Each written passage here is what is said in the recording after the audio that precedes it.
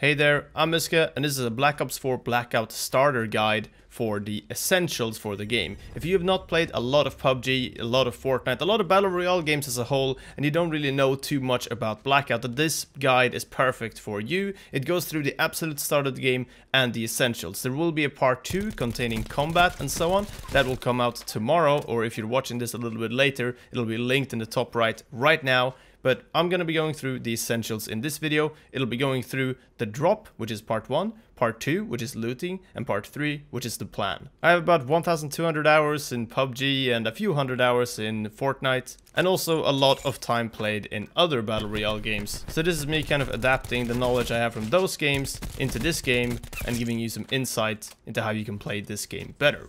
Alright, so part 1, the drop. This is all about dropping and choosing a location and what that entails. So let's take a look at the map here and just get straight into it. The first part of it is that you want to know your drop. Initially, you might be, interested in exploring some of the different locations and, just seeing the map and kind of exploring the game, and that's fine. But after 1 or 2 hours or so, I definitely recommend choosing some locations over others. Maybe 3, 4, or even 5 sometimes, just favorite locations that you can drop on a lot and that you really want to get to know. This is pretty important, and then the next step here is to decide early on where to drop. Choose one of those locations. For me, I have 1 construction site, 2 factory, and 3 turbine. These are locations that I've explored quite a lot over the quite a few hours that I've played so far of the beta, and I feel pretty confident with these locations. I know how to escape if I need to, I know where most of the weapon spawns are, and I know where to find good gear versus just basic stuff. So I look at the helicopter trajectory here, of course, and as you can see, it goes from the bottom left to the top right, by the way. Factory is pretty close to the first drop here, so I decided to not drop factory very early on because I expect there to be a lot of people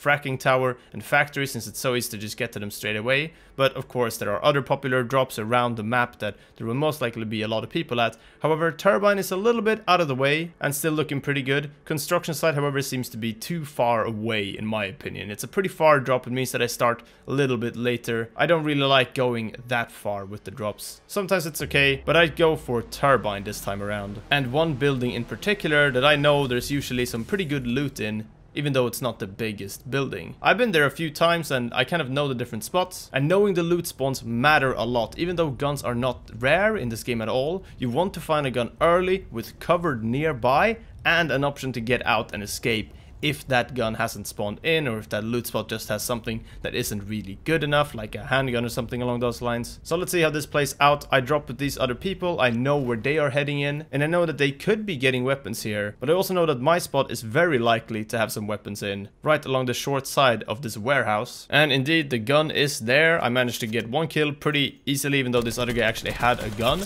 And then the second guy, who was a little bit later, comes in, but he gets pretty far into the warehouse, as I know there are more gun spawns in there, and he most likely will have a weapon the second time I see him, and indeed he does have a weapon, but I do get the kill. Pretty straightforward, nothing too fancy here. I just know what I want to do, get a gun and survive the very early start of the game. So let's get to part 2, looting. Finding a good gun should not take long. Don't be too picky early on, and look to gear out 1 gun very well instead of gearing up 2 guns separately to a sort of semi-decent level. Next up, armor. This is so important for your next fight, as without armor the time to kill on that person, and if that is you, is very low. So the type of gun might not even come into play. Even if your gun is much better, you will still die without armor. Prioritize armor for sure. Next, don't get hung up on finding cool equipment and grenades early. You might waste a lot of time looking for those things instead of just finding them here and there. Use up perks early as well to help you in case anyone sneaks up on you,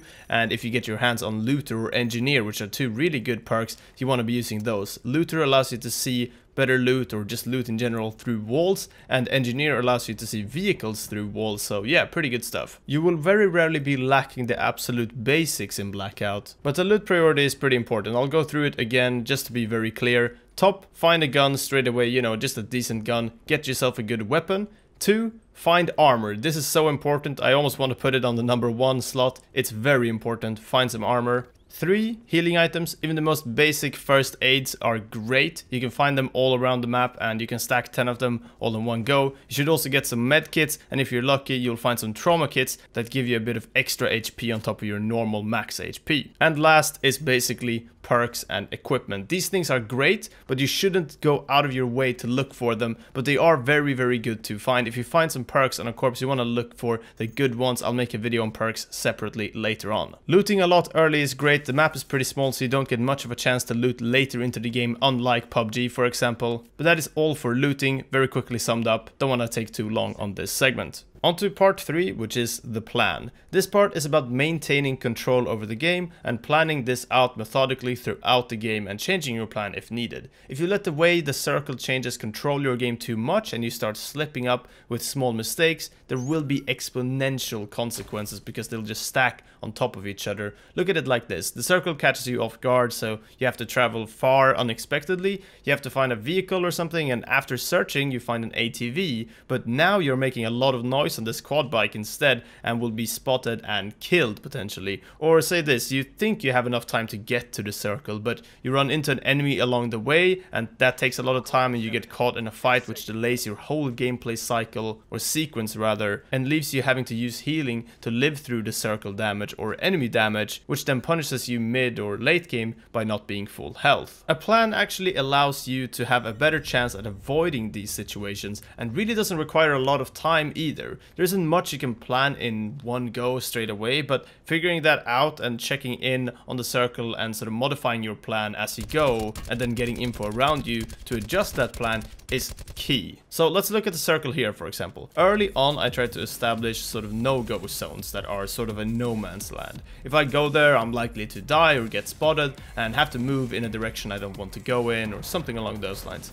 Next I plan for a worst case scenario for the circle. So let's put the circle in what is most likely the absolute worst spot for me where it could be, just as a sort of precaution, and after that I have to look at where the no man's land zones are and make my way around these to that potential circle, just so I have a rough path of where I would like to go. Personally, I like walking in with circles by following the edge of them as well, so either around the left or right as the circle is coming in, rather than just walking straight in. So I decided this is the best potential path for me to take. It means that if I'm following the circle on the right hand side I only have to look left, and as I'm doing that I'm also clearing behind me so I don't have to worry about someone coming up behind me as much. It's just the way I've played PUBG for a long time and the way that I'm playing this game for the most part. After this, you get into the game and you get into proper combat, and pretty much anything could happen here. You could have a lot of quiet periods, you could have a lot of people next to you through the entire game and just have a really frantic game, just fights throughout all of it. It's really different for everyone, but there's a lot of decisions to be made and a lot of stuff around combat that is interesting that's gonna be in the next video. That is the end of this video though, with these 3 parts. Part 4 about combat and decision making is gonna be in the next video that's gonna be out tomorrow. If you're not watching this video right as it came out, then just click the top right corner, there's a YouTube card, or just at the end of the video you'll have a direct link to that second part. Alright, that's all for now. Leave a like if you enjoyed this video and subscribe to not miss that second part, or just for more BlackOut content. Thank you very much for watching. Leave a comment below with feedback or anything else you want to say, and that's everything. Thanks again, and I'll see you